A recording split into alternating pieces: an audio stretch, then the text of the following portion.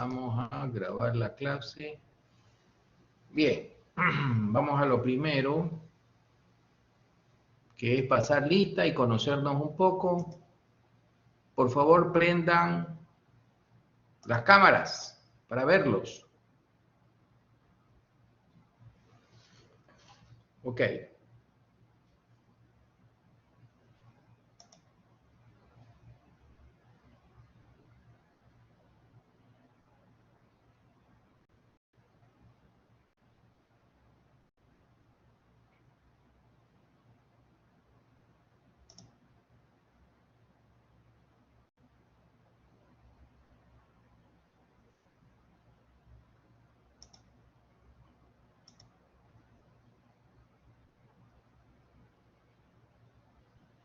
Perfecto, está el altavoz.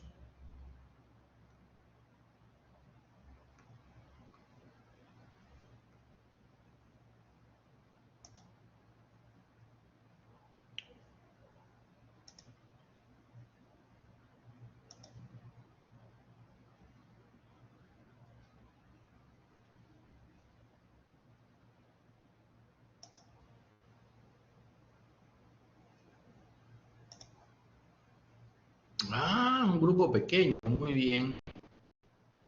Inés de Los Ángeles Añasco, muéstrese por favor.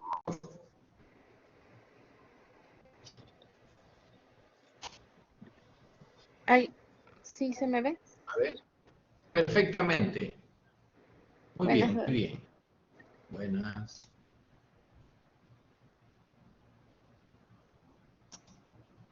Juan Fernando Arteaga.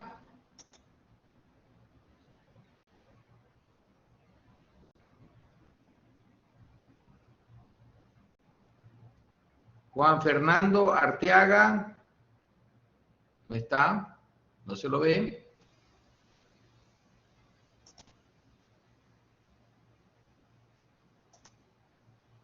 Roberto Avilés. Buenas noches, doctor. Ya le enciendo la cámara. Buenas noches. A ver. ¿Me logra visualizar? Muy bien, muy bien.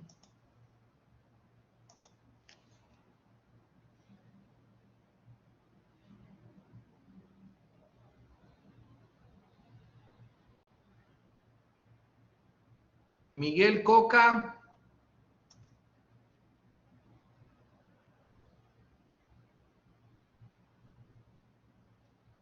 Miguel Ángel Coca. ¿No está? Parece que se fue o no vino. No lo veo. Tiene falta. Juliana González. Miguel Ángel Coca, ¿dónde está? Hola, doctor. Juliana González, muy bien, perfecto. Doctor, buenas Buenas noches. noches. Ya me conecto. A ver.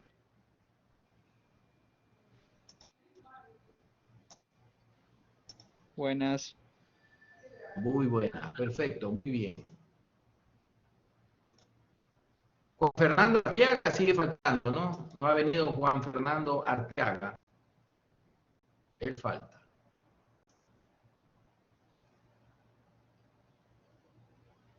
Ailín Jiménez. Presente, doctor. Ya prendo la cámara. A ver.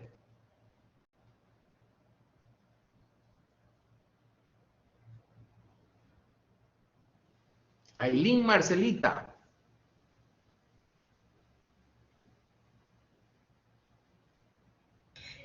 ¿Sí me ve ahí, doctor? En Close Up, muy bien. Close Up se llama, ¿no?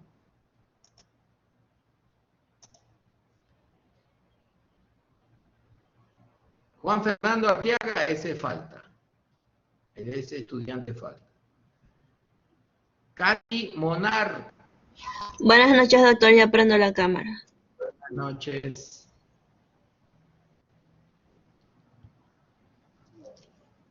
Ahí me ve. Muy bien, perfecto. César Prieto.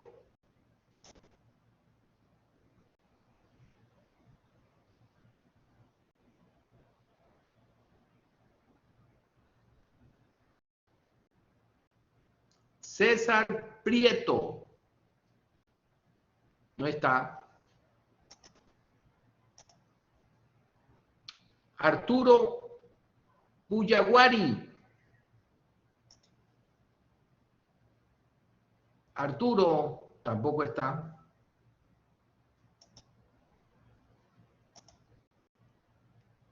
Maylis Rendón. Presente, profe, yo le prendo la cámara. Muy bien.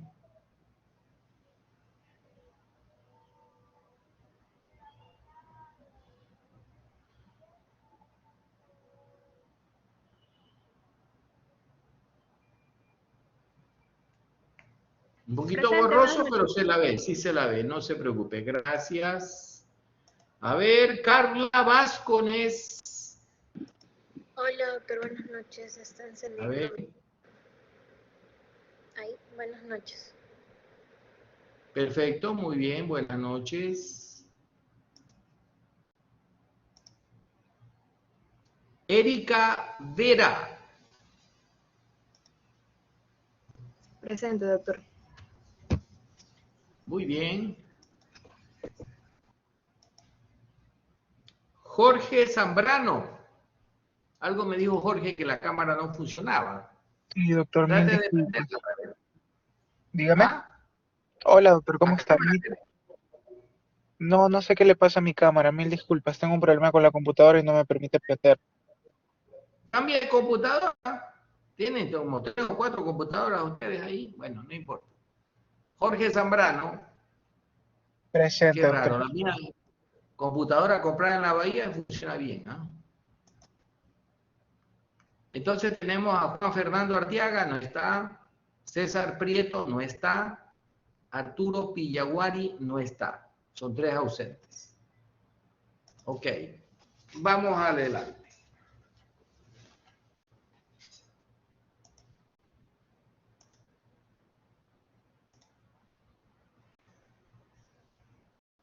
Vamos a bajar este.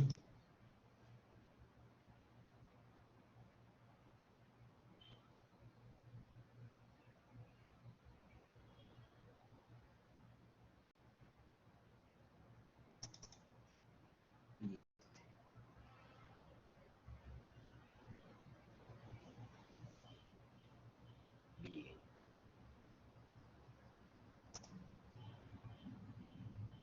Vamos al sílabus. Sabemos que hay teoría y práctica. Vamos al sílabus de la práctica. Son 2 cosas paralelas que vamos a trabajar en esta materia que se llama neurociencia y psicología médica. Ok. Para esto es importante algo que no se aconseja, desde luego, para otros tipos de contenido, pero para este contenido es indispensable que un estudiante me ayude a leer para ver si se puede leer. No me refiero a que sepa leer, no, eso es otra cosa. Para ver si es leíble lo que he escrito y entendible.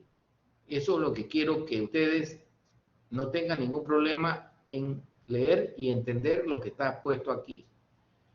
El sílabus es el plan que vamos a tener en el trabajo de esta materia, de esta submateria, porque yo soy profesor de la tutoría y algunos estudiantes no son alumnos míos, sino son alumnos de teoría de otro profesor. Por lo tanto, es importante tener el sílabus aparte, acoplado al sílabus de teoría, que en un curso ya lo mostré, el curso de teoría, digamos.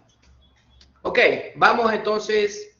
Roberto Avilés, léame la justificación de esta materia. Listo, doctor. Justificación. De acuerdo a lo que establece Beer y Connors, la neurociencia de los sistemas está Perdón un relacionada. ratito, César Prieto subió. A ver, dígame César, tiene una pregunta, perdón un ratito. No, doctor, que le interrumpa. Es que a mí me han cambiado de curso, entonces todavía no tenía bien puesto el horario y ahorita entro a Blackboard y otra vez me volvieron a cambiar. Entonces, no sé si ya me quedo en este curso permanentemente, igual yo voy a hablar con la doctora, pero ahorita solo me falta, o sea, solo tengo este curso como que para abierto de tutoría. Bueno, entonces se queda aquí porque aquí está usted está en la lista, ¿ah? Así que no hay problema. Bueno, eso arregla ya con la doctora Priscila Díaz, la doctora Ruth Morales, etcétera, etcétera, ¿no? Bueno, a ver, Roberto, continuemos, le damos la justificación de esta tutoría.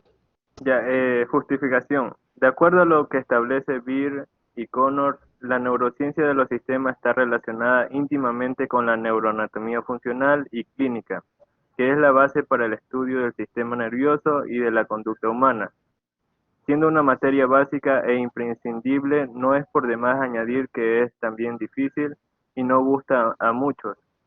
De ahí que es necesario un espacio que a la vez sea de aprendizaje y también de motivación para su estudio en base a la lógica relación con la clínica para que sea un puente a la fisiopatología del sistema nervioso, neurología y psiquiatría biológica. Exactamente. Esta tutoría que vamos a estudiar tiene unos contenidos que les va a servir a ustedes para explicarse la relación mente-cerebro, en primer lugar, para las principales teorías de enfermedades neurológicas y psiquiátricas, para la semiología de estas enfermedades y sobre todo para comprender el funcionamiento completo del sistema nervioso. Más o menos esa es la idea, por esa razón es importante la justificación. Vamos a hablar del propósito. Maylis Rendón, tenga la bondad de leer el propósito. Bien, propósito. Esta tutoría apunta a coadyuvar en la consecución principal de 3 objetivos de la materia teórica de neurociencias que son: conocer lo básico de las diferentes clases de neurociencia: molecular, celular, de sistemas, cognitiva, metacognitiva y comportamental. 3. Saber los principales signos y hallazgos anormales que, de acuerdo a la neurofisiopatología, se esperan encontrar en una determinada enfermedad. 4. Localizar el sitio de la lesión subyacente al funcionamiento patológico de las principales alteraciones de los nervios craneales, función motora, función refleja, función sensitiva y estado mental. Correcto. El estado mental es un concepto psiquiátrico.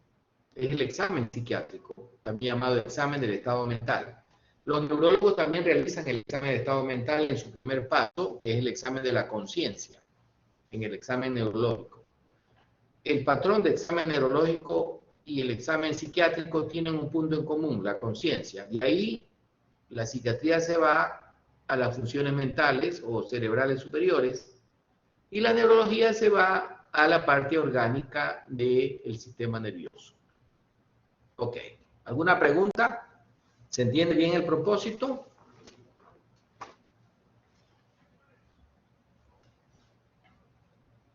Bien. Vamos a ver los objetivos.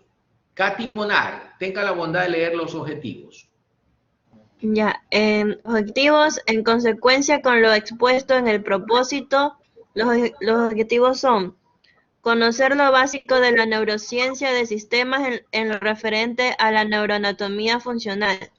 Saber los principales núcleos y vías que subyacen en la fisiología de las principales funciones del sistema nervioso. Dibujar y localizar esquemáticamente el sitio de la lesión subyacente al funcionamiento patológico de las principales alteraciones de los nervios craneales: función motora, función refleja, función sensitiva y estado mental de las principales enfermedades neurológicas y psiquiátricas. Muy bien.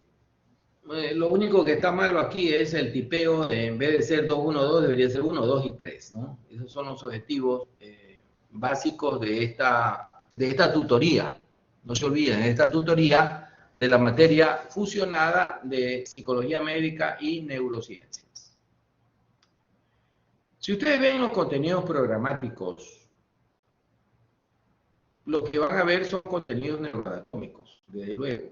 Pero cada uno de ellos es un asiento de un sistema que es importante conocer muy bien para saber todo el funcionamiento del sistema nervioso, ¿no?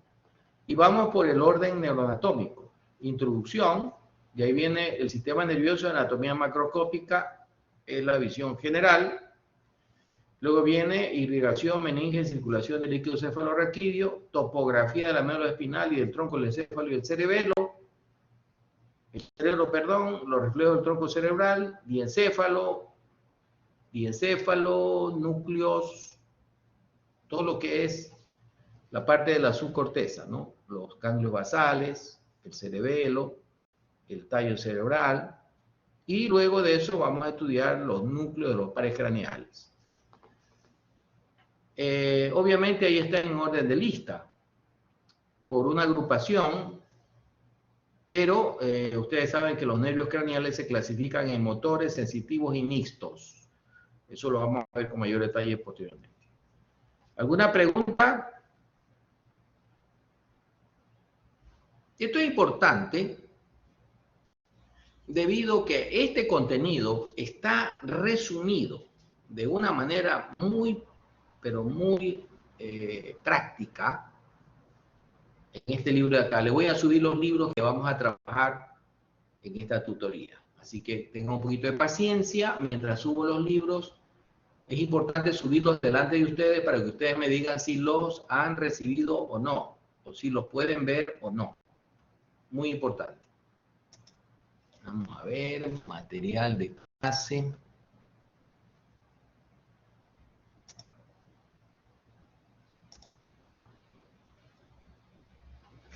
A ver.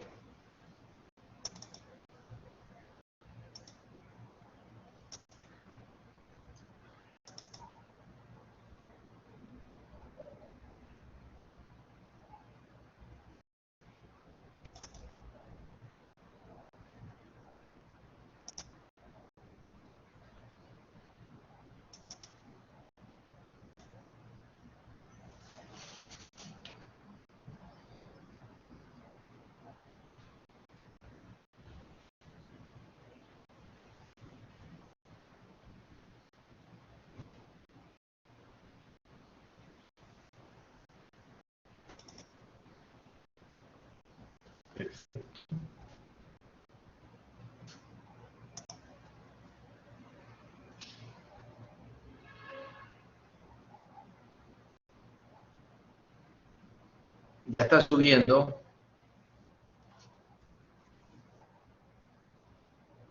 Ya subieron.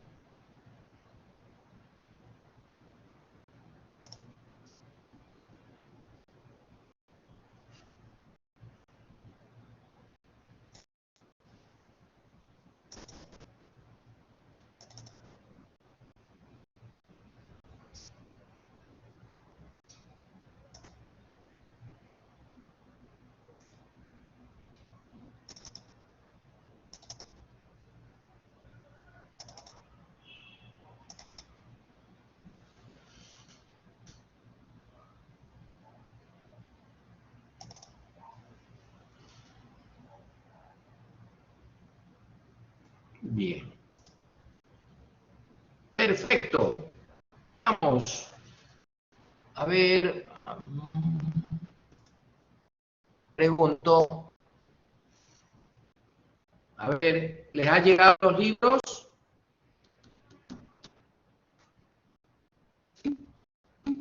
Son 3 libros, ¿no? Ya. Vamos al primero, el que se denomina Neurociencia, la exploración del cerebro, 4ª edición de Mark Beard, Connors y Paradiso. ¿Sí lo tienen?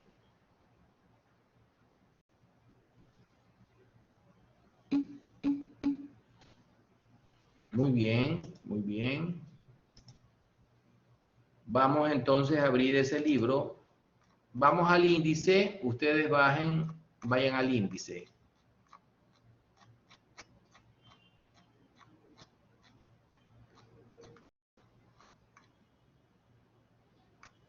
El que está en la página 31, página 31, ustedes ahí pueden ver capítulo 7 en la estructura del sistema nervioso, el apéndice, donde dice apéndice, 2 puntos, guía ilustrada de neuroanatomía humana.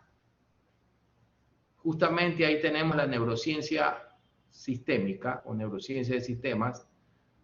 Hacen un touch ahí para abrir y entran al apéndice del capítulo 7, página 377. Es donde empieza una explicación de la anatomía macroscópica, que es la que nosotros vamos a ver en el curso. La que ustedes tienen allí, los contenidos programáticos que todavía lo pueden ver, supongo que lo pueden ver todavía, ¿sí o no? Lo pueden ver, ¿no?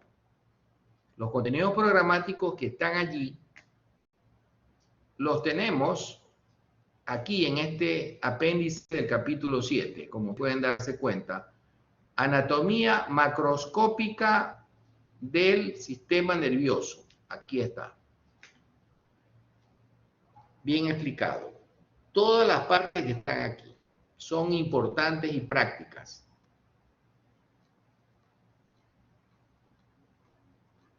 Entonces, vamos a la página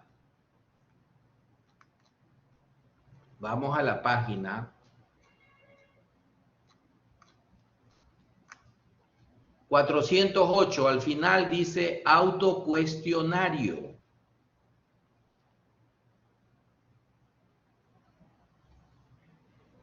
Es una revisión sucinta de la neuroanatomía, en donde se ponen todos los elementos que le son indispensables a un estudiante de medicina y un médico para comprender la función del sistema nervioso en aras de hacer un examen a un paciente o de contestar las preguntas de un examen. ¿Sí encontraron la página 408, por favor? A ver.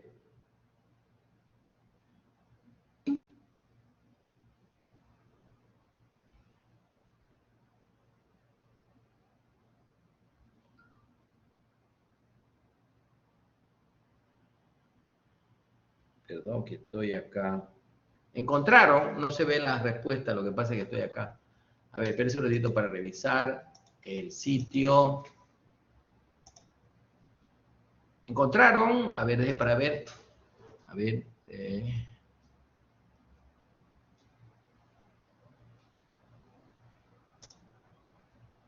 Perfecto, sí encontraron. La página 408 son preguntas de la anatomía macroscópica, de lo que están viendo en los contenidos programáticos. Es todo eso, fíjense ustedes, facilito, ahí está todo. Y esto, cómo ha avanzado la docencia, ¿no? Cómo ha avanzado la pedagogía. Cuando yo era estudiante, le cuento, yo tuve que tragarme la neuroanatomía sin masticarla siquiera, ¿no? O sea, como quien dice, yo ya soy del siglo pasado, ¿no? Entonces, en mi época, yo, en mi pueblo natal, nuestra madre una vez al año nos daba aceite de ricino. En esa época se utilizaba el aceite de ricino para quitar los parásitos intestinales. Entonces yo tenía que me cerraba la nariz y me tragaba el aceite ricino, sin probarlo siquiera, porque si lo probaba me daba ganas de vomitar. Les confieso que así me pasó con neuroanatomía, una materia dificilísima. Y yo dije, feliz, la probé y ya nunca más, chévere. Como me gustaba la psiquiatría, yo dije, voy a estudiar psiquiatría, estudié psicología, las dos carreras. Yo tengo 2 carreras en tercer nivel, como ustedes saben. Soy psicólogo clínico y soy médico. En la Católica se daba en esa época, al igual que todas las facultades, el título de doctor en medicina y cirugía. Entonces, esta materia me la tragué, sin probarla siquiera, porque si la probaba, como el aceite residuo, es una cosa terrible. Teníamos excelente profesor, pero la materia es cosa seria. Pero bueno, yo de médico y me fui al exterior y ahí me di cuenta que está bien. Me hablaban de los neuroanatómicos, me hablaban de partes del sistema nervioso, cuando me hablaban de las hipótesis mentales, el asiento neurofisiológico, y entonces dije, uy, este vacío, vamos a coger la neuroanatomía. Y entonces ahí uno se pregunta, quisiera que un libro me diga cuáles son los elementos que voy a necesitar. De todo ese pocotón de elementos que uno estudia, quiero que me digan, esto de aquí es lo que realmente te va a servir. Esto y nada más que esto. Y entonces uno dice, esto sí que me lo tengo que saborear, masticar despacio, saborear y aprendérmelo bien, porque me va a servir. Y no había ningún libro. El único es este. Ustedes pueden revisar este índice. Y desde la página 408, específicamente la 409, están preguntas didácticamente formuladas. Si ustedes no se acuerdan de las páginas anteriores, pueden ir el lo va a realizar, lo va a hacer. En 2 o 3 veces, usted contestó preguntas. ¿Se acuerdan? Y ustedes empieza con el encéfalo. Yo hacia abajo. Complemento del encéfalo. Cortes sagitales, mediales, horizontales.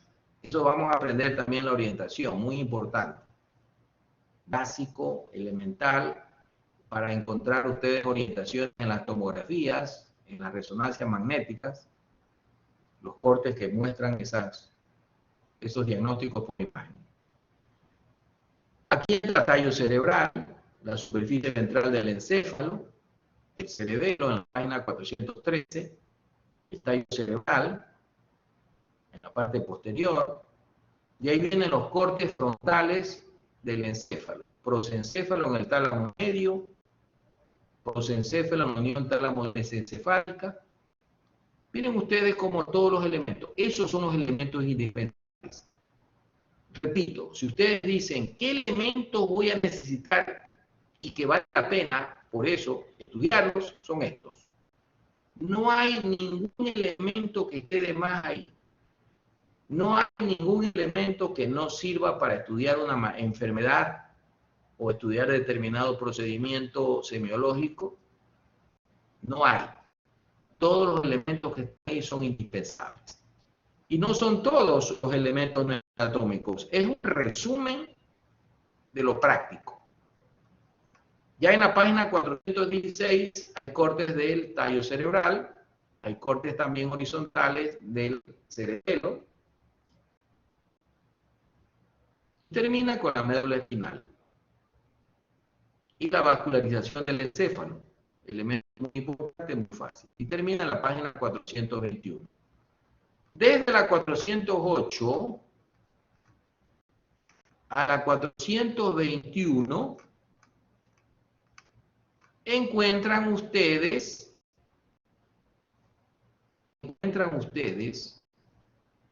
en los contenidos programáticos. observen ustedes los contenidos programáticos,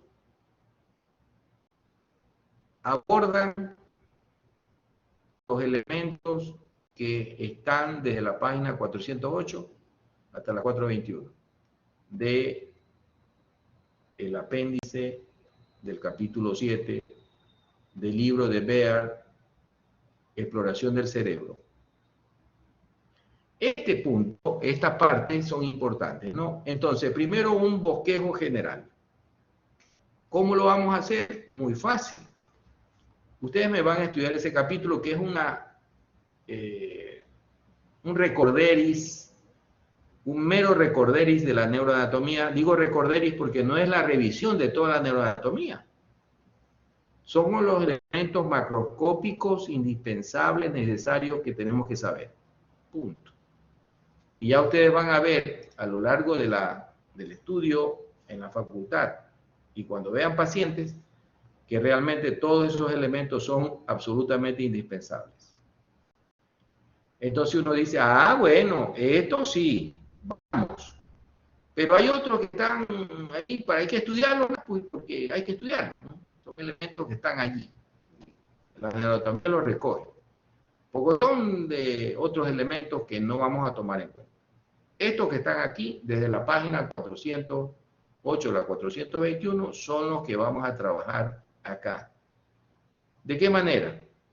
Visualmente, ya vamos a hablar del asunto visual, que hemos rescatado acá, hemos enfatizado el aprendizaje visual. Eso lo vamos a relevar ya mismo. El objetivo de esta clase, como es la primera clase, obviamente, queremos saber qué vamos a estudiar. Ahí lo tienen. ¿Para qué vamos a estudiar? Lo hemos hablado ya y lo seguiremos repitiendo. Si no hay un para qué, no tienen un por qué.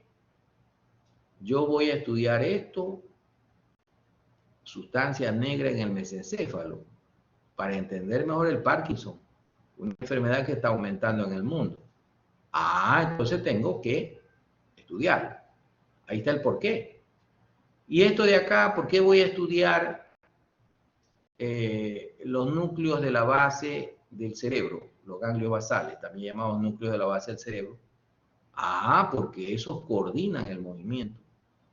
Los patrones de movimiento, la praxia del movimiento, son indispensables. Y ahí tenemos varias enfermedades, por ejemplo, las diferentes apraxias, las coreas, etcétera, etcétera, que son elementos importantísimos tanto en la psiquiatría como en la neurología. Los temblores, las disinesias que se dan en efectos colaterales de los medicamentos psicotrópicos, todo eso me obliga.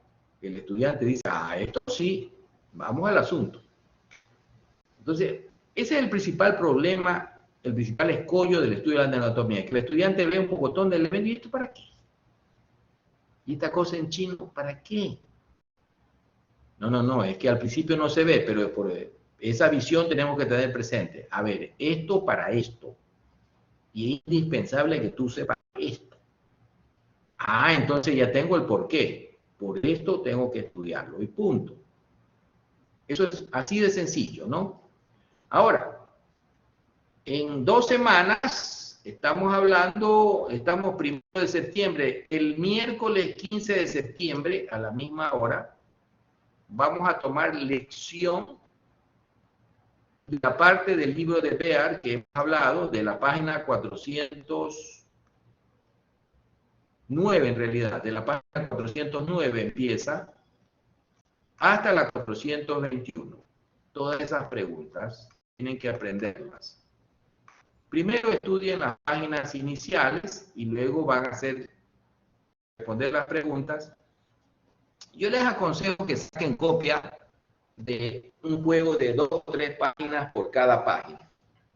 De tal manera que hacen un examen, le falta, vuelven a hacer el examen.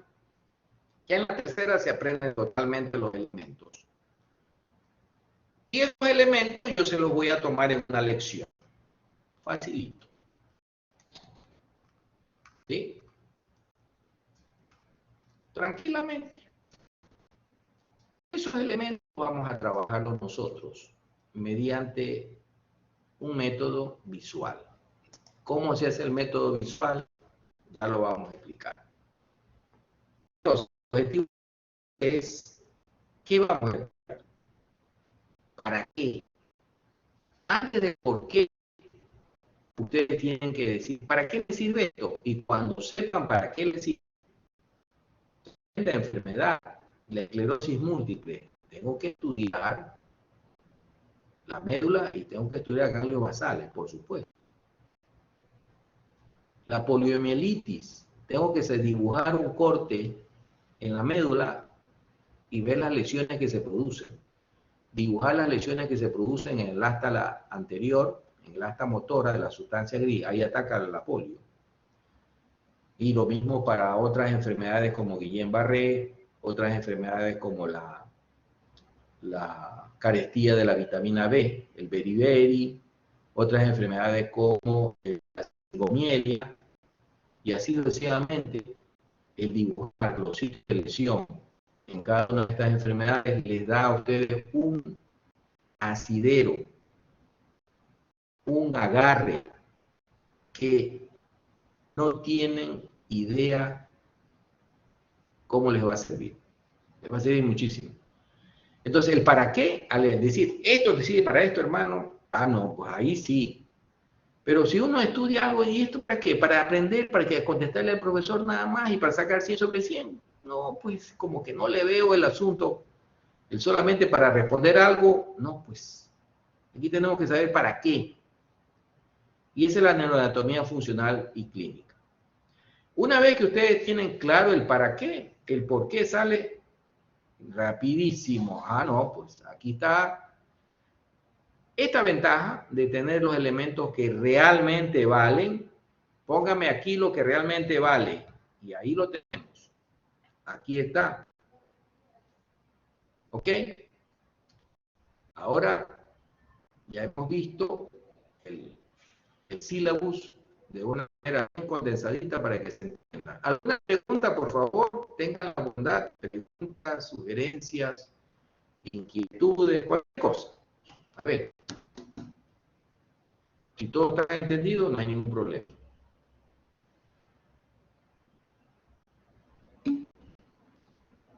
No hay ningún problema. Dígame, Roberto. Doctor, disculpe, la lección va a ser el 15, ¿cierto? ¿Va a ser oral o Claro. escrita? No, ahí tenemos un aparato que se llama la plataforma Sumali. Ustedes la conocen. Ahí vamos a tomar todas las lecciones y todos los exámenes.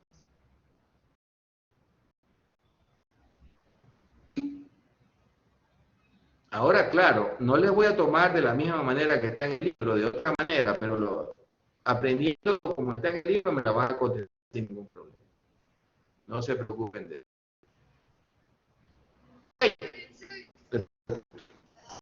Es del hospital.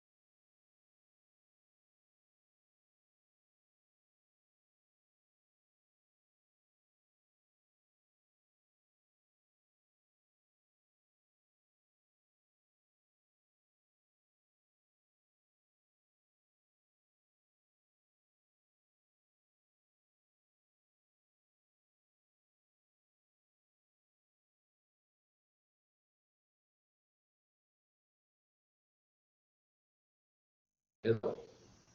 Bueno, yo sé que a los alumnos en la clase yo no les podía decir, oiga, cierren el celular. Porque yo tengo en el hospital, pues me llaman y no puedo tener cerrado el celular. Porque después me dicen, lo llamé, pero no me contestó. Y si algo pasa, enseguida ya me tienen como culpable. Entonces, para evitar eso, y uno se queda, ¿y quién me llamó? ¿Y qué pasó? Devuelve la llamada, ¿y qué habrá pasado? Eso. Así que me disculpan, en ese aspecto sí que no puedo dejar cerrado el celular. Felizmente me llaman solamente para cosas importantes. Dígame, Juliana, cuénteme.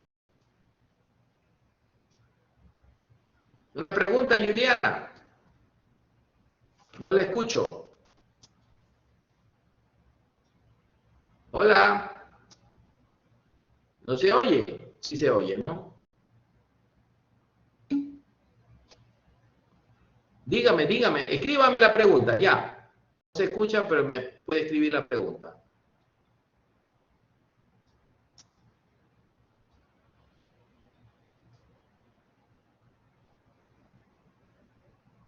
Escríbame la pregunta, yo voy a escribir. Las clases de tutoría en algún momento.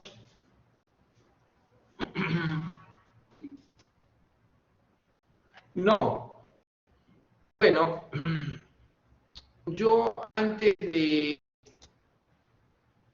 este curso, antes de este ciclo, la semana pasada, tuvimos reunión con dos comités, el Comité de Seguridad Ocupacional y el Comité de Seguridad del Paciente. Además que me he reunido con los infectólogos. Nosotros en la Junta de Evidencia tenemos infectólogos y epidemiólogos. El problema de la pandemia todavía existe. Y lamentablemente puede haber un rebrote debido a la cepa Delta que asoló la provincia de Loro. Y en otros países ha ocurrido algo parecido. En Israel, por ejemplo, la cepa Delta también produjo grandes estragos y en Estados Unidos también. Y es probable que acá no sea la excepción. Es decir, probablemente tengamos un ascenso en la curva de contagio, quizás. Entonces, con esa espada de Damocles, es una amenaza que tenemos cierta, absolutamente innegable. Los expertos nos han dicho que el hospital no puede abrirse. El hospital trabaja solamente ingresando pacientes previo examen de PCR y el examen de COVID. Lo ponemos en aislamiento y luego de que los exámenes negativos y aislamiento, en la cuarentena, digamos, dentro del hospital salió bien, ahí sí lo mandamos a la sala general. Es decir, y los familiares no los visitan, solamente una vez cada 15 días, una vez a la semana como mucho. Y las visitas son a distancia, de lejos. Estamos propendiendo al uso de las computadoras para que hagan visitas a través del internet nada más y punto. Familiar que viene de visita, muy restringida la visita en tiempo y en frecuencia, además de que tiene que traer un certificado de haberse vacunado y de haberse hecho la prueba 72 horas antes, por lo menos, de venir al hospital. Así estamos. Esas medidas las mantenemos.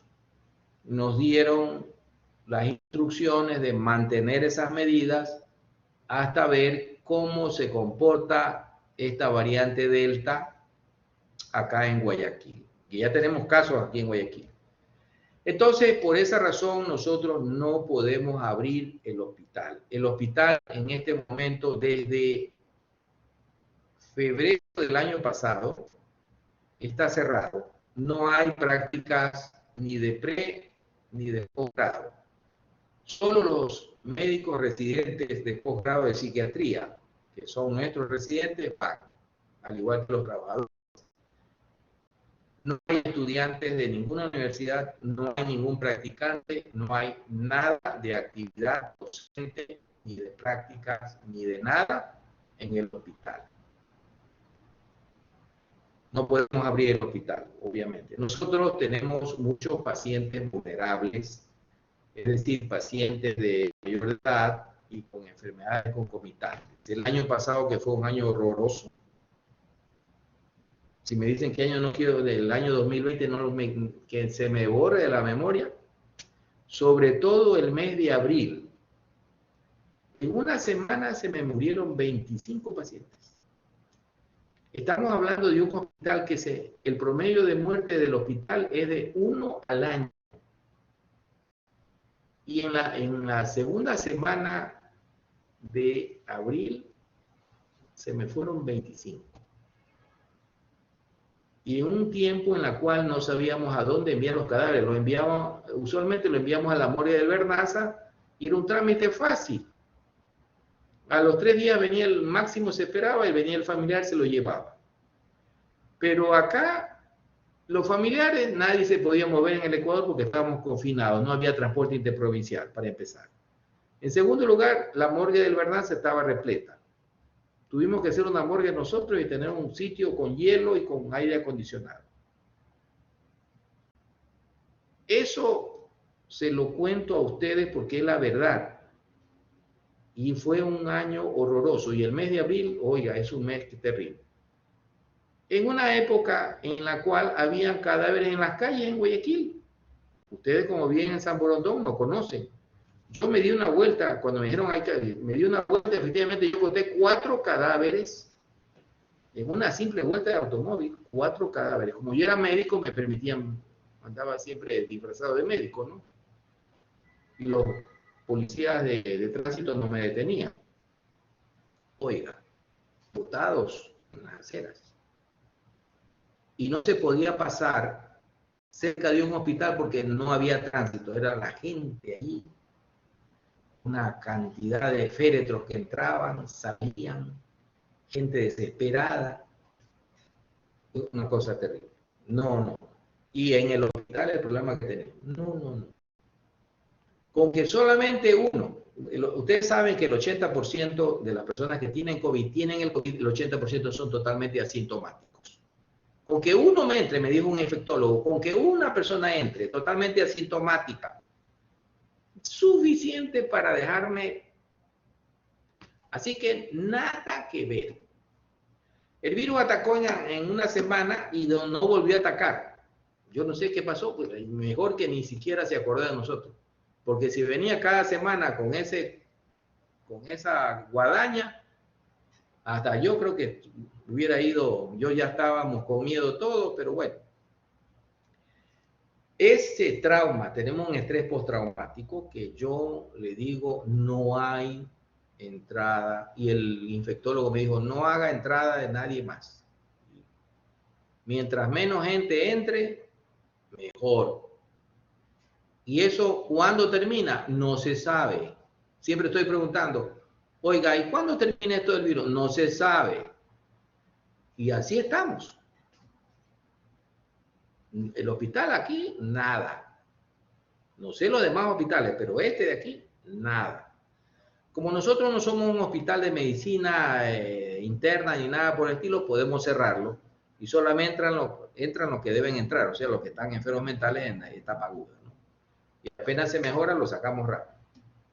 Procuramos que no entren los familiares, indispensablemente lo mínimo, nada más, y el resto, olvídate, no entran visitadores médicos, no entran estudiantes, no entran nadie más.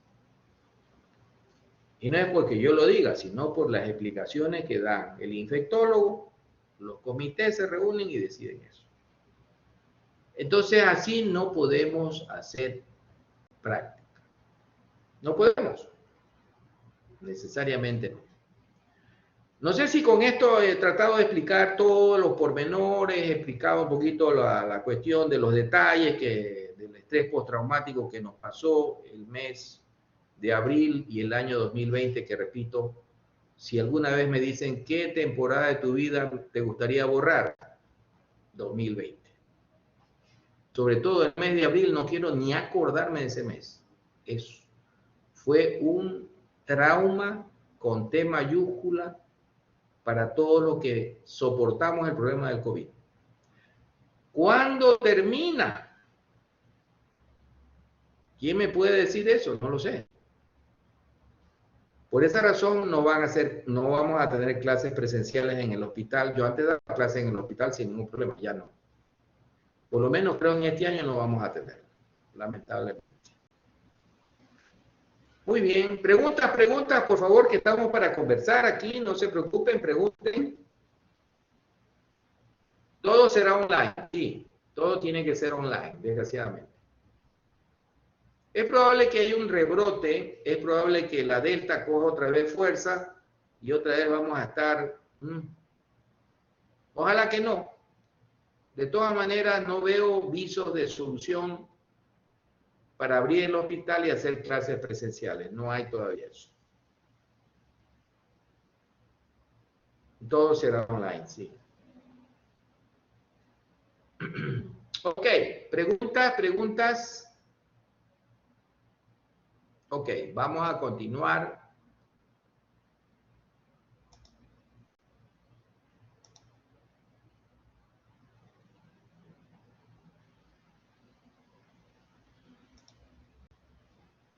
Vamos por acá.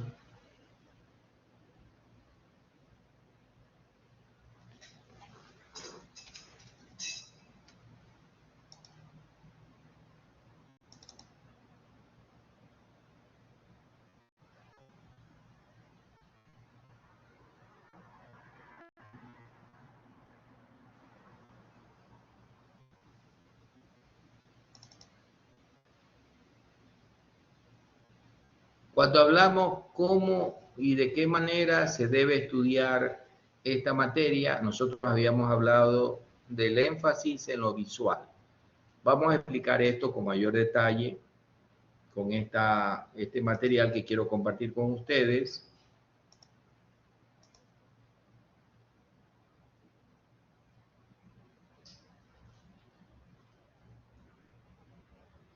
Bueno, pregunto, ¿sí se ve bien la diapositiva, no? ¿Sí se ve bien la diapositiva? Pregunto. Correcto. Que no se me vea bien a mí no hay problema, pero que sí se me escuche bien, eso es importante, que se me escuche bien, ¿no? Bueno, Bush fue el presidente que decretó la década del cerebro. La década del cerebro fue desde el año 1990 hasta el año 2000.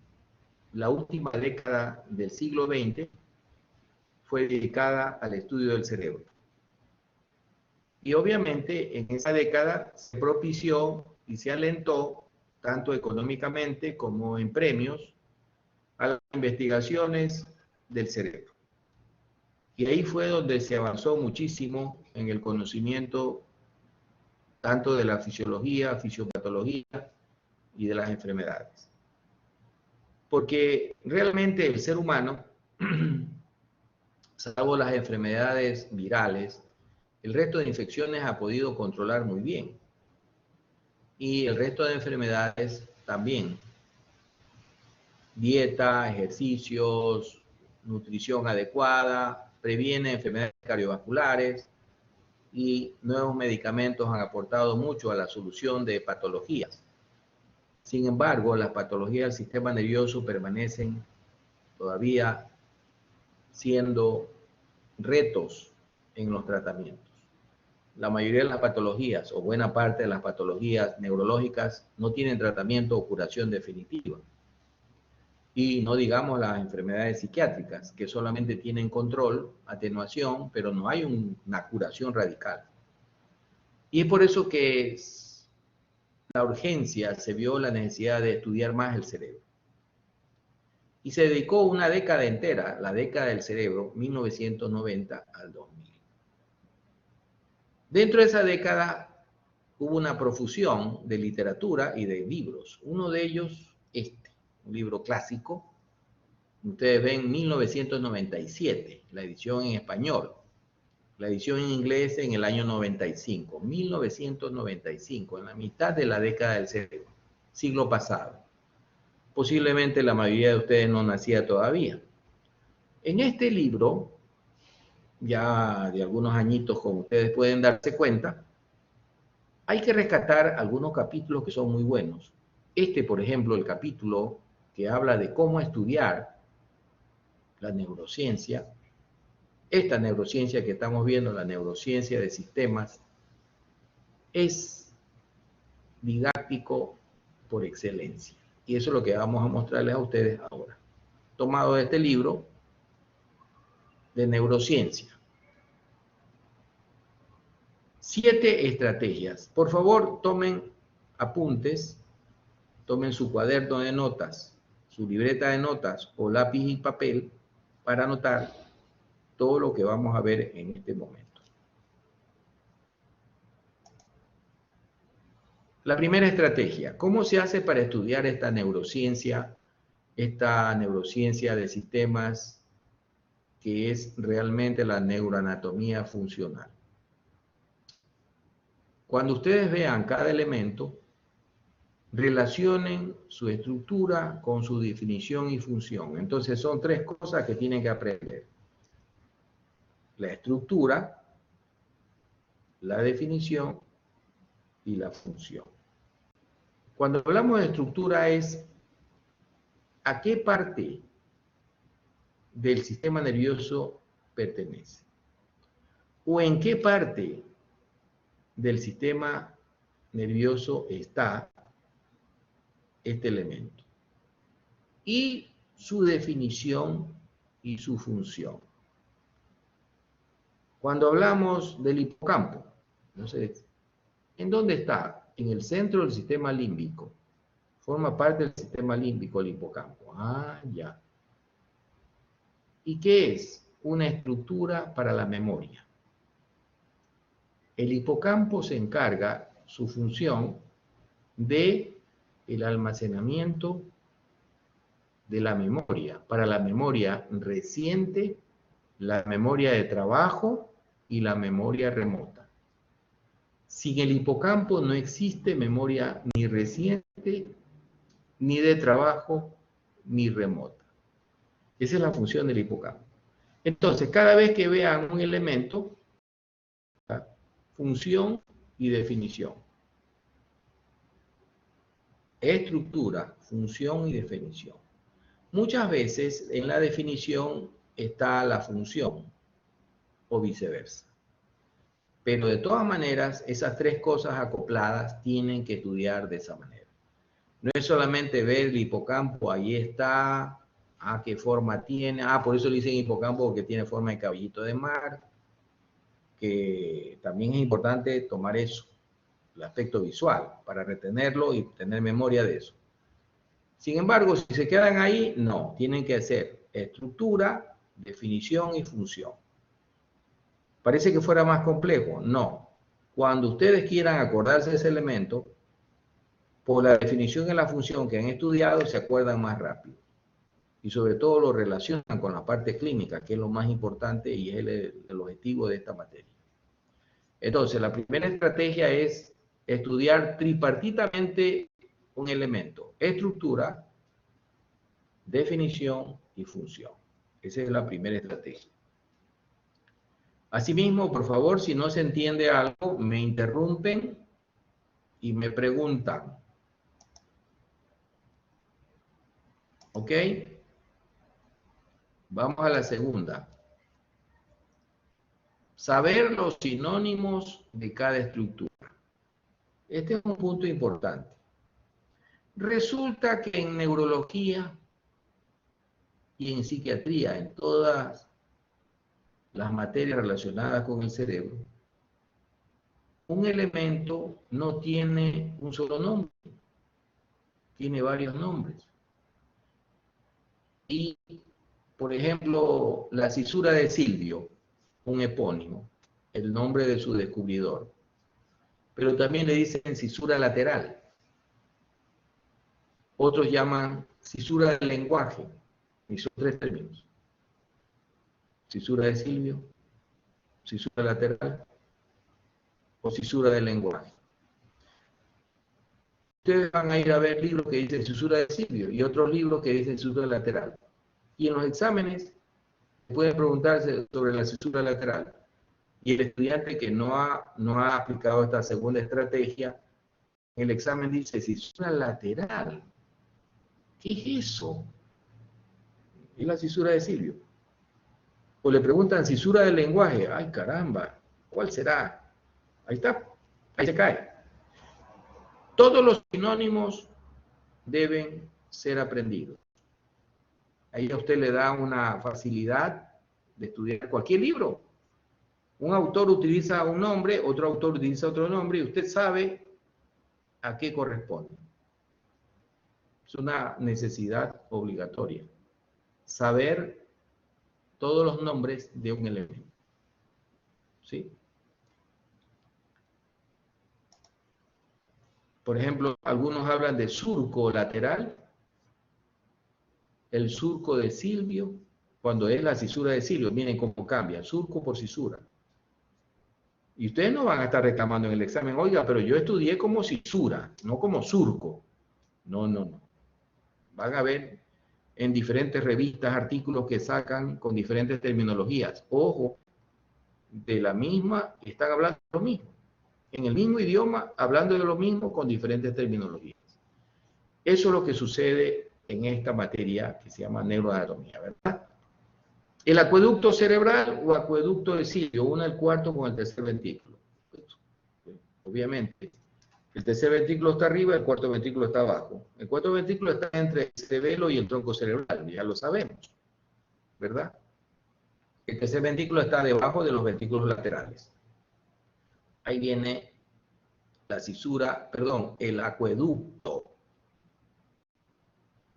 cerebral o acueducto de Silvio. Ahí hay dos nombres.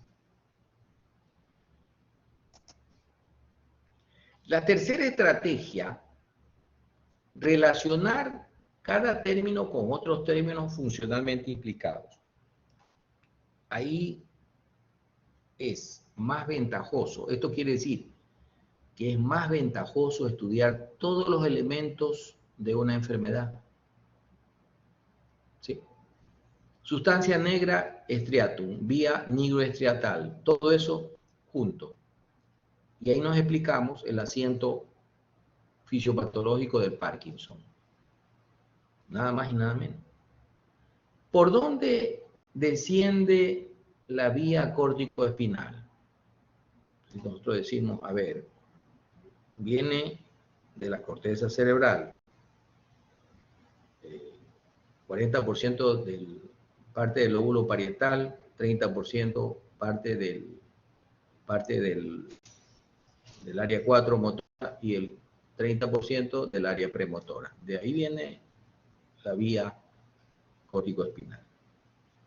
Pasa por la altura de rodilla del cuerpo calloso. Pasa por la cápsula posterior de la cápsula interna. De ahí va al tallo cerebral, pasa por la parte anterior, por los pedúnculos,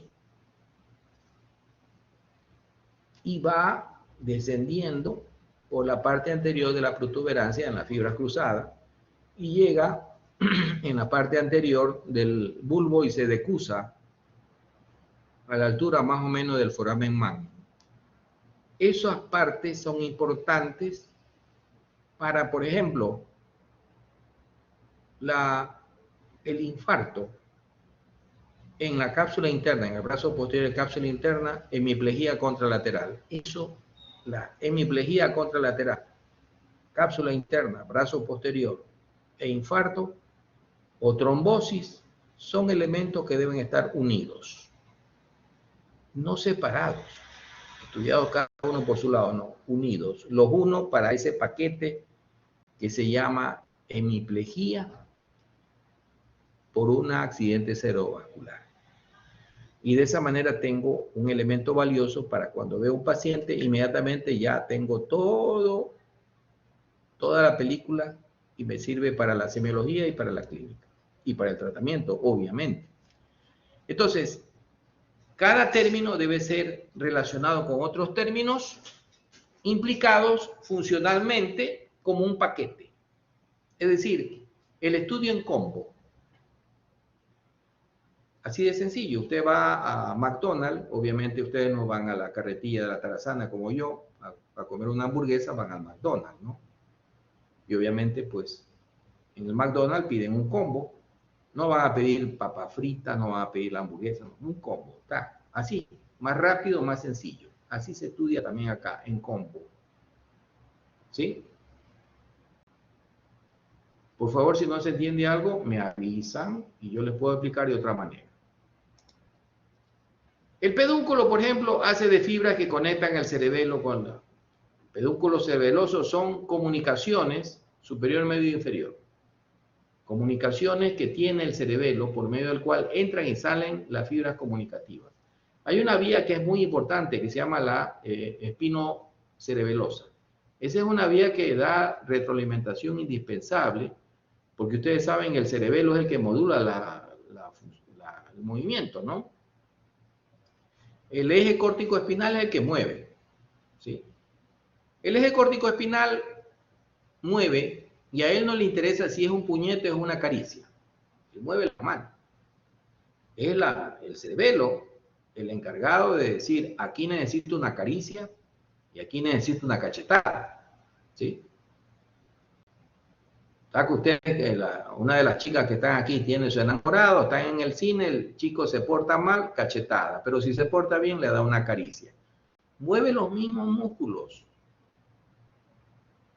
y actúa la vía córtico-espinal, por supuesto, mismo músculo, misma vía, pero ¿qué hace la diferencia? ¿Qué elemento hace la diferencia entre una cachetada y una caricia?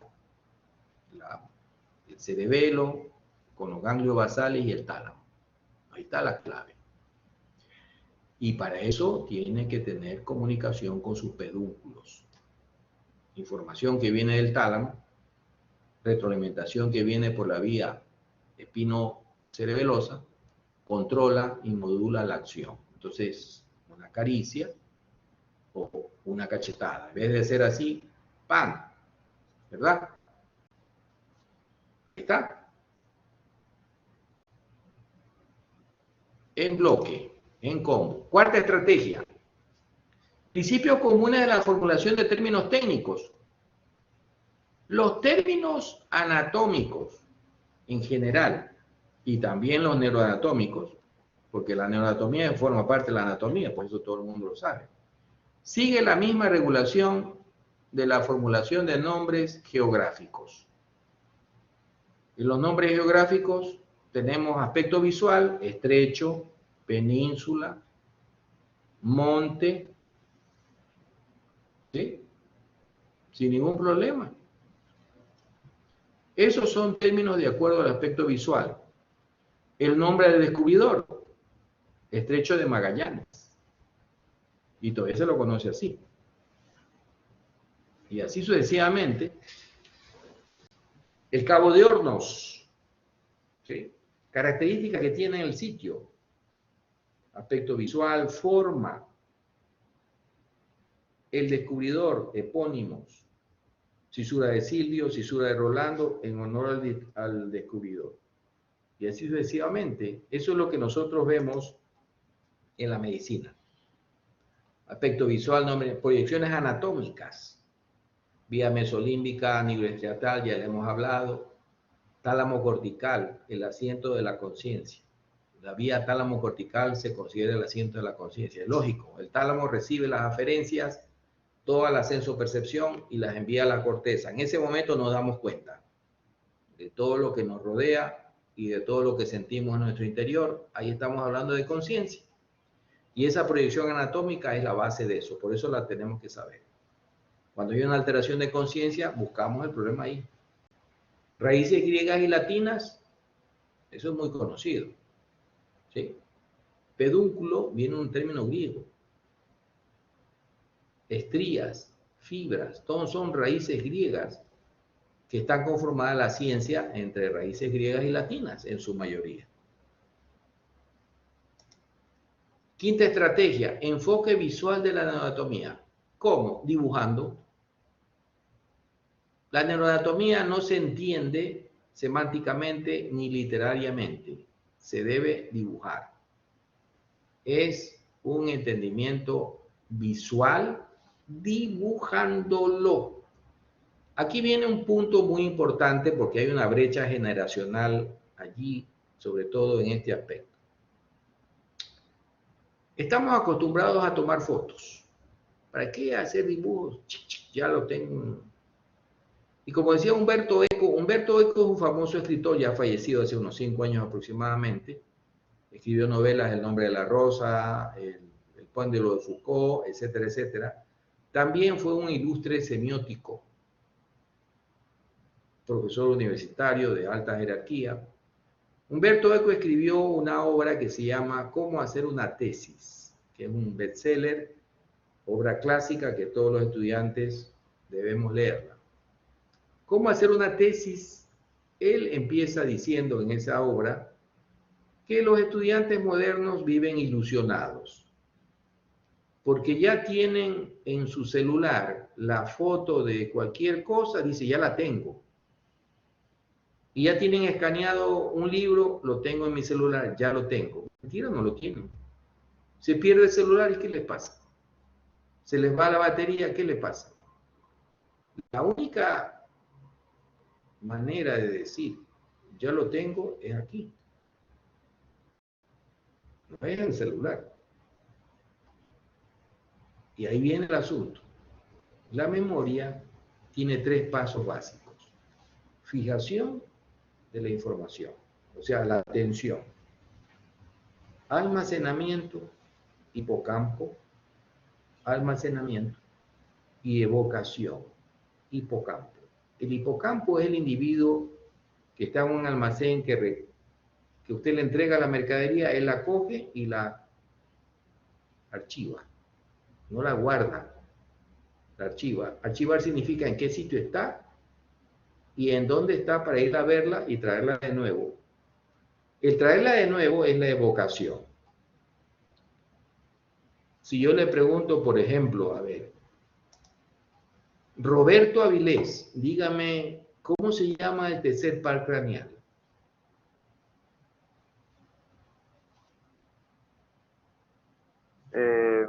No me acuerdo, doctor. A lo mejor después sí se acuerda, estoy seguro que después sí se acuerda, pero en este momento no se acuerda. Eso se llama evocación, la función de traer la información en este momento. Tercer par craneal, motor ocular común, u oculomotor. En ese momento la necesita. Ya después ya no vale, no sirve para nada. En ese momento la necesita. Eso es lo que nosotros tenemos que tener, la facilidad para traer la información. Porque de lo contrario, ¿para qué aprendemos? Si no tenemos la información a la mano, no nos viene en el momento que la necesitamos, ya no vale. ¿Y de qué manera podemos tener facilidad para eso? Dibujando con la mano. Ahí entra un problema para la generación de ustedes. El dibujar, el mover la mano, sí señor, dibujando y moviendo la mano, le da a usted una facilidad mnemotécnica única.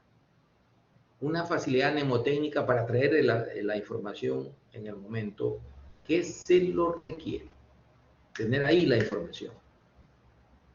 Entonces, dibujar no es solamente algo aconsejable, es obligatorio e indispensable. El enfoque visual de la neuroanatomía.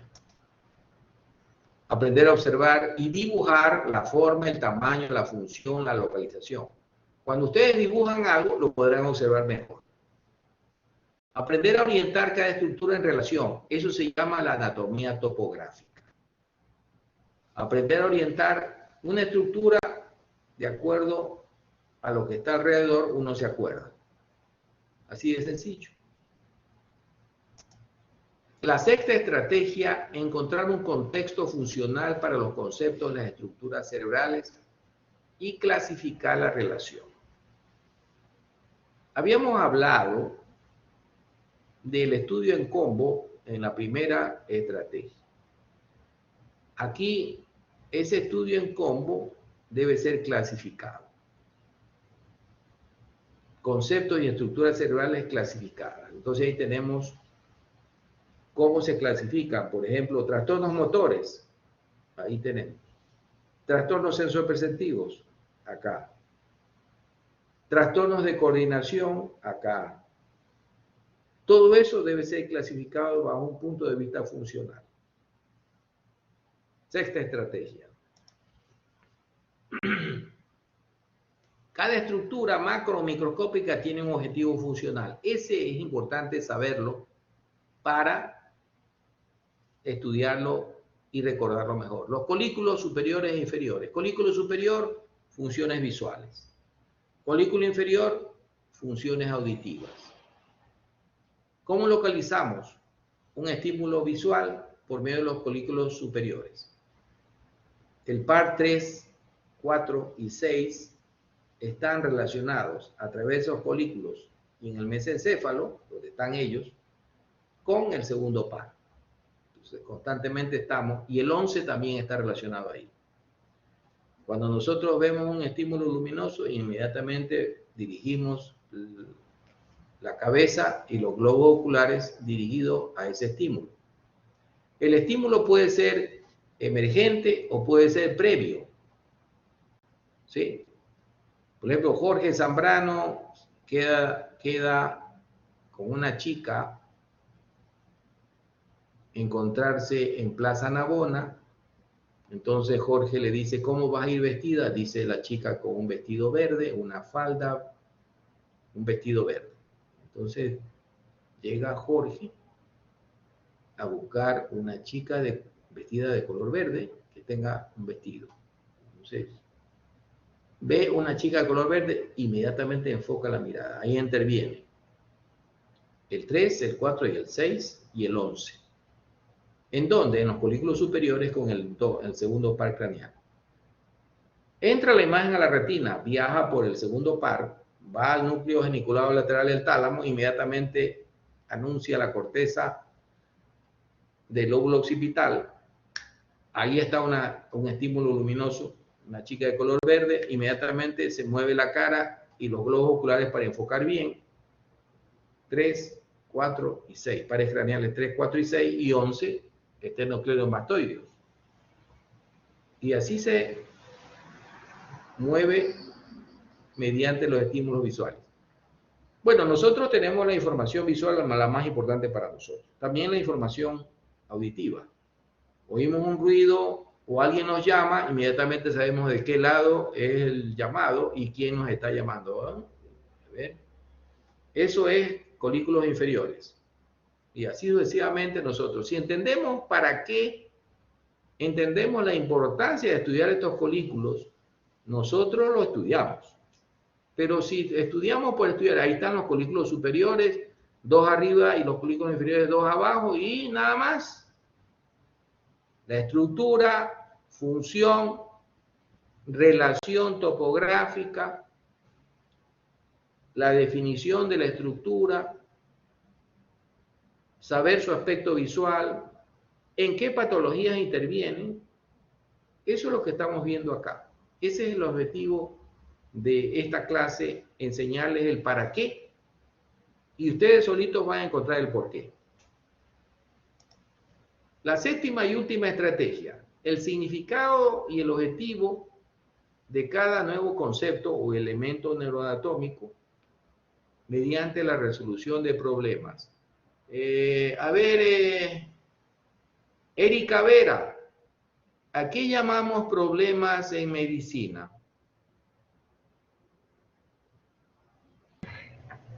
Doctor, dígame, aquí estoy. ¿Qué significa problemas en medicina? ¿A qué llamamos problemas? Enfermedades, síndromes o todo lo que con lo que llega el paciente. Así es. Una lesión, una enfermedad, un síndrome, una patología, eso es problemas. Entonces, la resolución de ese problema nos lleva a nosotros a estudiar el significado y el objetivo de cada elemento neuroanatómico. Y eso es lo que vamos a hacer. Todos los elementos neuroanatómicos, repito, que están en ese apéndice que después de 15 días voy a tomar, 15 de septiembre voy a tomar, están representados todos los elementos indispensables que debemos estudiar y saber.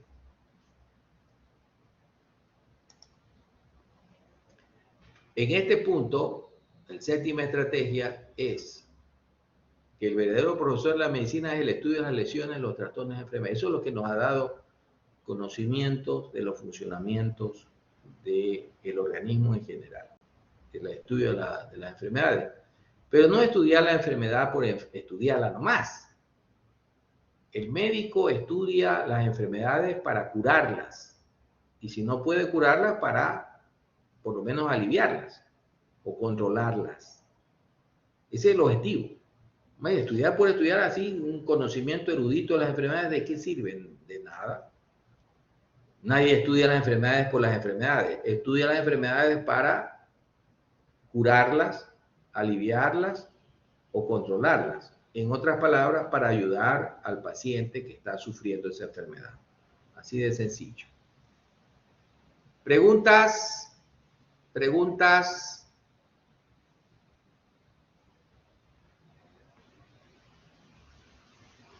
A ver, Juan Fernando Arteaga. Voy a hacer bullying ahora. Dígame, Juan Fernando, ¿cuál es la segunda estrategia? La segunda estrategia era saber los sinónimos de cada estructura. Conocer a profundidad cada uno de los nombres de todas las estructuras. Sinónimos son los diferentes nombres que diferentes autores le dan y tú vas a encontrar en diferentes libros eso. Desgraciadamente, te va a tocar en la... Bueno, a ustedes no, porque ya sabemos las estrategias de estudio. Pero hay gente que dice, oiga, pero me tomaron una cosa que yo nunca había estudiado. Pero es que en otros libros hay otros términos. Es preciso saber todos los nombres y términos de un elemento neuroanatómico. Ok, perfecto. Preguntas, por favor, no se olviden de hacer preguntas. A ver. Hablando de dibujo,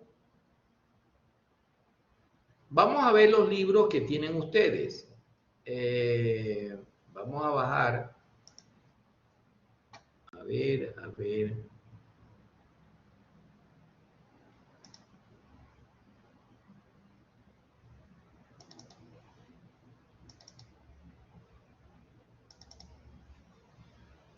Bajando los libritos.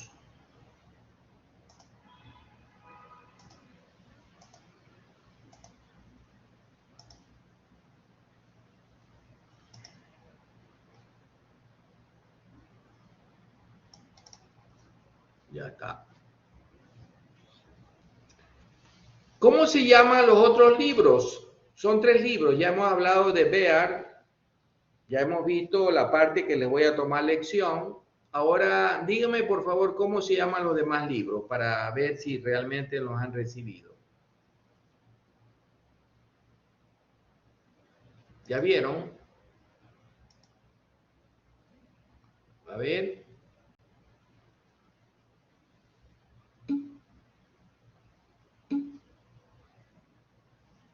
Adam Fish. Draw it to know it. Eso es lo que Inés Ángel Añasco puso muy bien. Dibujarlo para conocerlo. Si ustedes leen el prefacio de ese libro, que es un libro extraordinario, es de la Universidad de Oxford. Miren ustedes ahí en la portada, vamos a ver si ya se me bajó, ya lo tengo bajado el libro, todavía no. En la portada hay una serie de manos de estudiantes dibujando. Obviamente esos dibujos son dibujos de computadora, son dibujos para mostrar nada más, no se vayan a asustar. Nosotros no vamos a tener no hay necesidad de tener la habilidad de un Picasso, no estamos exigiendo una habilidad de Velázquez o de Guayasamín para dibujar, no. Me refiero a esta carátula. Esta. Miren ustedes, esos dibujos que están ahí son dibujos de computadora, no son dibujos de... Miren ustedes, son dibujos bien bonitos, ¿no? O sea, exactos, precisos, son hechos por computadora. Pero nosotros tenemos que dibujarlo, porque sí se puede dibujar. Vamos a ver, aquí está.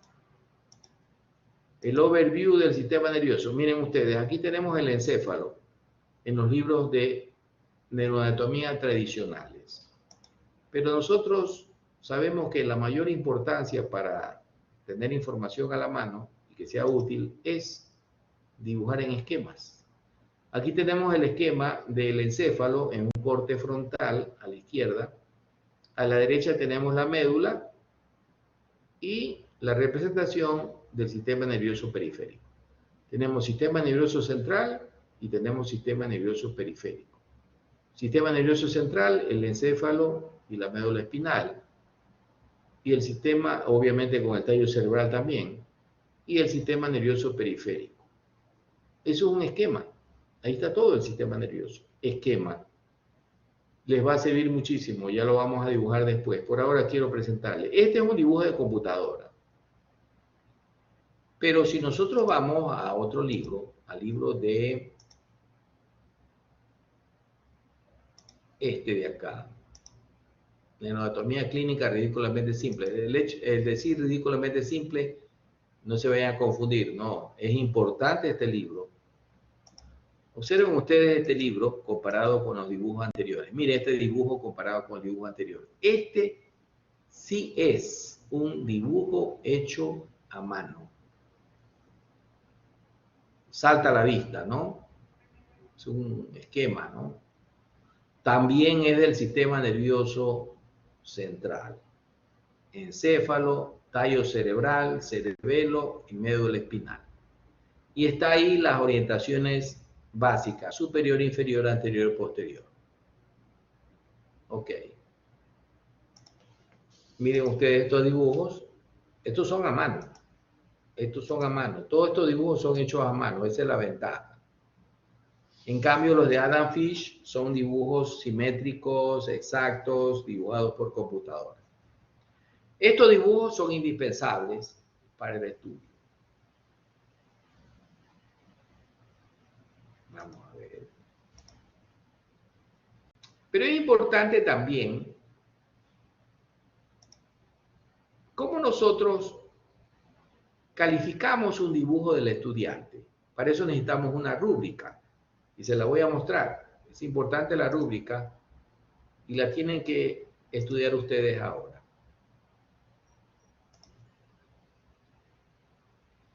Ahí está la rúbrica. Vamos a aumentar.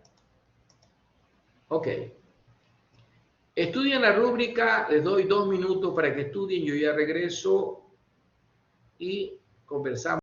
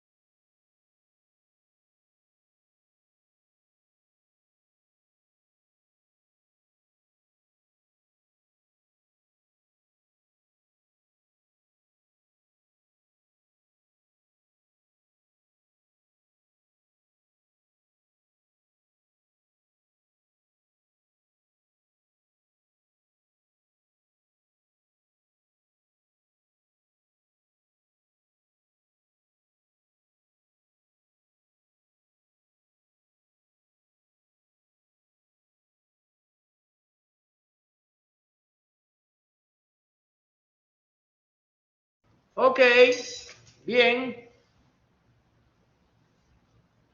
Esto es importante también que el estudiante lo lea para ver si es leíble y entendible, ¿no? A ver, para cerrar de una vez el objetivo que nos hemos propuesto en esta clase, el qué es lo que vamos a estudiar, el para qué y cómo lo vamos a calificar, pues, ¿no? A ver, César Prieto, tenga la bondad de leerme la rúbrica. Listo, doctor. ¿Sí se me escucha? Perfectamente. Listo. Como ejemplo, dibujar los núcleos de los pares craneales en el tallo cerebral. Pues sobre 25 sería el ejemplar, sobre 20 profesional, sobre 15 en desarrollo, sobre 10 no satisfactorio y de 0 a 5 no responde. Luego tenemos en la otra rúbrica A, número de elementos, B, ubicación, relación, C, denominación y D, su función. La tabla es sobre 100 puntos, puntaje máximo. Un ejemplo, la tarea del ejemplo consiste en dibujar los núcleos de los pares craneales en el tallo cerebral. El dibujo esquemático debe contar con el número de completos de los núcleos de los pares craneales en el tallo cerebral, que estén correctamente ubicados y relacionados topográficamente, así como corresponde su denominación y su función principal. Correcto. Aquí lo que estamos viendo es, o son 4 criterios, nada más. Yo calificaré el número de elementos. Por ejemplo, los pares craneales 1 y 2 no están en el tallo cerebral. Entonces, a partir del 3 hasta el 12 tienen que estar esos núcleos allí. Si me falta 1, me falta 2, yo le bajo punto. Obviamente que si faltan 2 ya estaría 15. ¿Sí? Y si me dibuja 6, 10. Y si dibuja menos de 6, no responde. Ya prácticamente no me dibuja nada, porque son 10 pares craneales, 10 núcleos de pares craneales que tienen que estar ahí. Así que, e incluso los núcleos mixtos tienen núcleos motores y núcleos sensitivos. O sea, algunos pares craneales tienen 2 núcleos, algunos. Entonces, todos esos elementos uno cuenta. Aquí debe haber tantos elementos y tú me dejaste tanto. Otro criterio aparte es en dónde están ubicados. Si yo te pongo a dibújame un rostro, dibújame una cara esquemáticamente, no me vas a poner los ojos encima de las cejas. Porque no hay una ubicación ahí. O la nariz debajo de la boca. Imposible. ¿Dónde se ha visto eso? Jamás. Entonces, la topografía, que es el punto B, eso lo tengo que tener claro. Eso es muy importante, ¿no? Sé el nombre, claro. Tú pones el elemento ahí, un puntito que es un núcleo y tienes que poner una flecha, cómo se llama. Y el nombre tiene que estar bien claro, porque algunos ponen un garabato y dicen, ahí está el nombre, pero no se entiende nada. Hay gente que pone hipogloso sin H. Yo le digo, ¿sí? Así de sencillo. Entonces, el motor ocular le ponen otras cosas en vez de común. Eso pasa. Por lo tanto, el nombre bien puesto de cada elemento. Ese es otro criterio. Y finalmente, lo que hemos hablado, la función. Cada elemento neuroanatómico puede tener, hay elementos que tienen varias funciones, estamos de acuerdo. A la vez que siempre hay una función la más importante. ¿Sí? El asunto es poner entre paréntesis la función importante que tiene ese núcleo de par craneal y nada más. Por ejemplo, si yo te digo, a ver, Jorge Zambrano, dígame usted la función del quinto par craneal, ¿cuál sería? Para que la coloque ahí, ¿eh?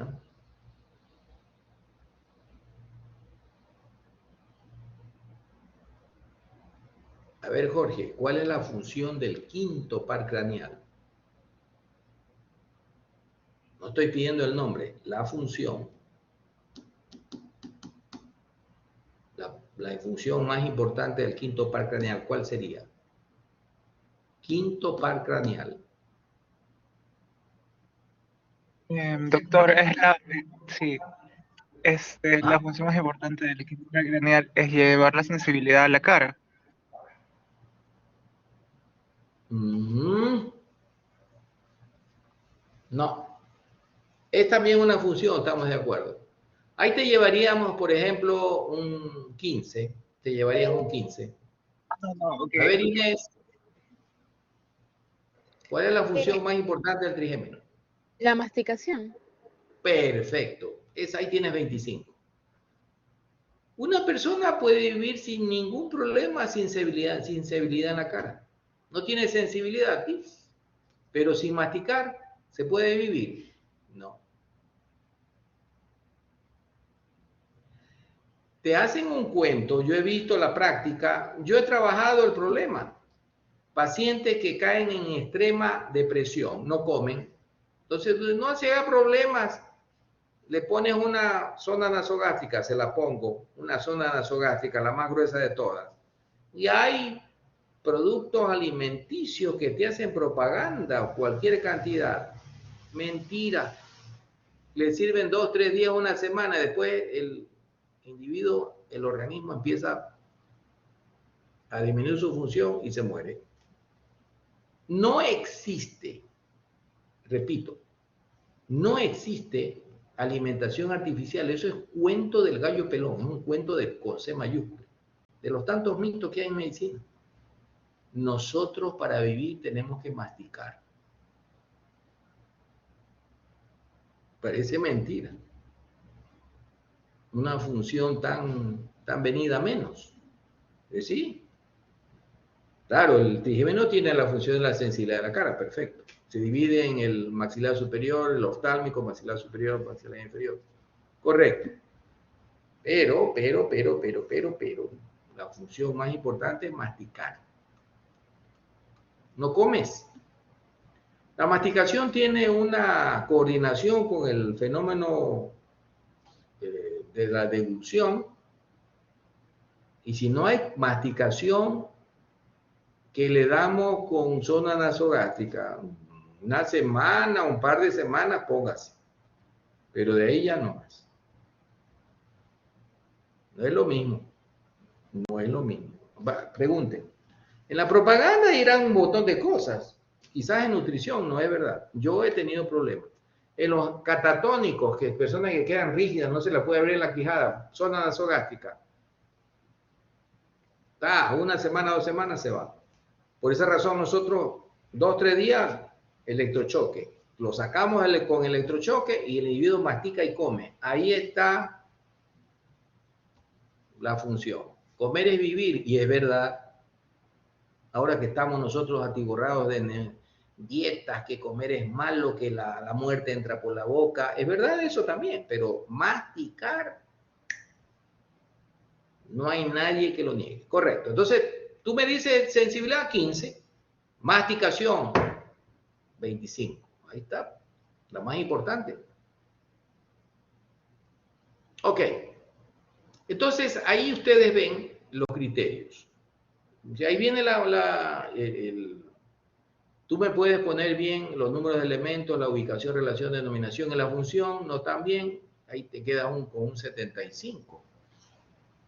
Más o menos, ¿no? Aproximadamente. O un 85, digamos. Entonces ahí quedas con 85 sobre 100, ya no saca 100. Esta rúbrica nos ayuda. Dígame, César, cuénteme. Pregunte. Una pregunta, en los dibujos tenemos que también poner la función, entonces, como que un cuadrito, hacemos un cuadrito y ponemos función. Claro. Acostúmbrese siempre a poner función. Todo elemento neuroanatómico tiene función. Dígame, Inés. Pero así como la función sería algo simple, ¿no? Como ponemos la masticación. Nada más que detallar. Nada más, claro. En una o dos palabras suficiente ya tiene suficiente para poner cualquier función de cualquier elemento. ¿Sí? Podría ser discutible el vago, por ejemplo. El vago, ¿cuál es la función más importante? El gusto, ¿sí? La deglución, también. El sentido propioceptivo, también. El vago es mixto, ¿verdad? Entonces, ahí veremos. ¿Cuál es la función más importante del vago? Esa se la puede también discutir, pero hay una función que es súper importante. ¿Cuál sería? Antes de la deglución.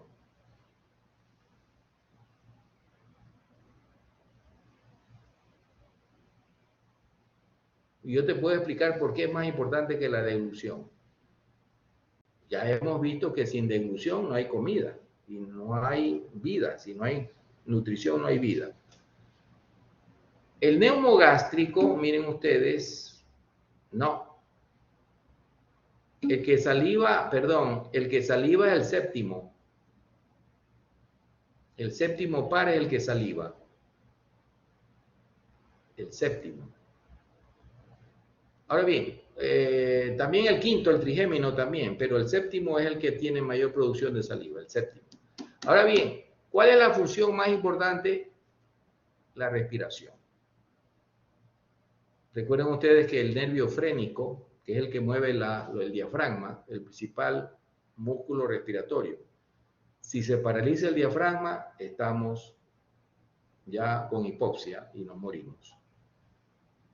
Eso lo regula el neumogástrico, pues se llama neumogástrico, el frénico, el nervio frénico que mueve el diafragma. Son dos nervios frénicos que bajan y mueven el diafragma, acompasadamente con la respiración. Esa es la más importante. La dilución también, se muere de hambre, sí, pero primero se muere por no de respirar, desde luego.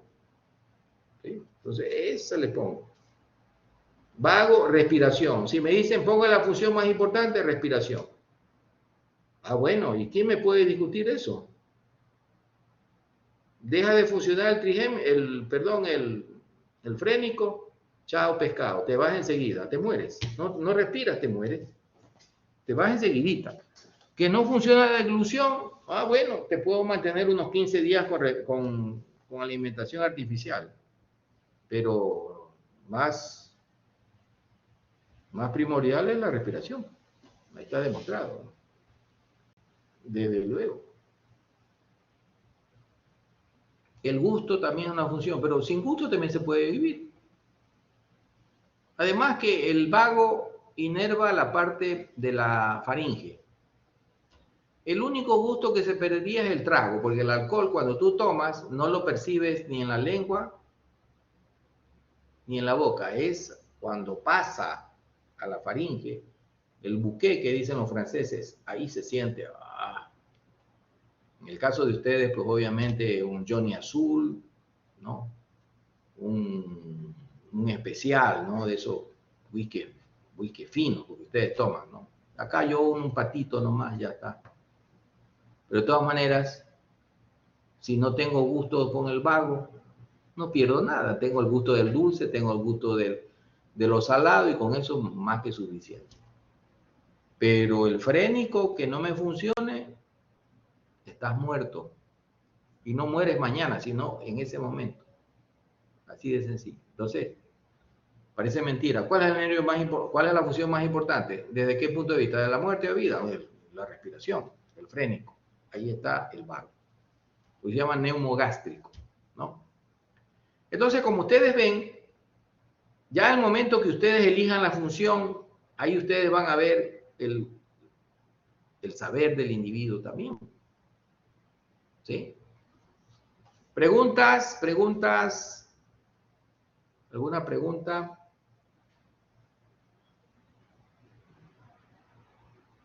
No, Víctor, todo claro. Todo claro.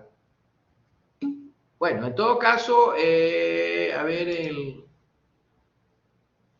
ya tomé lista, ¿no? Bueno, ya tomé lista. Entonces nos vemos la próxima clase. Muchísimas gracias. Todo queda claro. El objetivo de la clase se ha cubierto. En la próxima clase empezaremos ya a trabajar la neuroanatomía siguiendo los parámetros que ustedes han visto de los contenidos de la materia que ya hemos examinado y estudiado. Ok, gracias. Hasta luego.